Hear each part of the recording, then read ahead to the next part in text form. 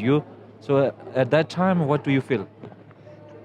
You can only feel the positive energy, and I just can't express how good it feels. Exactly. It was amazing meeting His Holiness, and I think it's a really great experience meeting somebody with such high positive energy. It's a really nice feeling meeting him, and you get a lot of that positive energy. It's not just like that, but once you get the positive energy, I think you're happier, and it's a better thing, and you smile a lot more. It was a really good experience overall. The student's mother was also interviewed. Per her online bio, she holds a Grand Doctor of Philosophy degree from Russia, a diplomatic member of CDI, and studied entrepreneurship at Harvard. She has won many awards and recognitions across the world, and she also dedicates her time educating children. My understanding is that this family has sent a letter to His Holiness apologizing for the distress caused.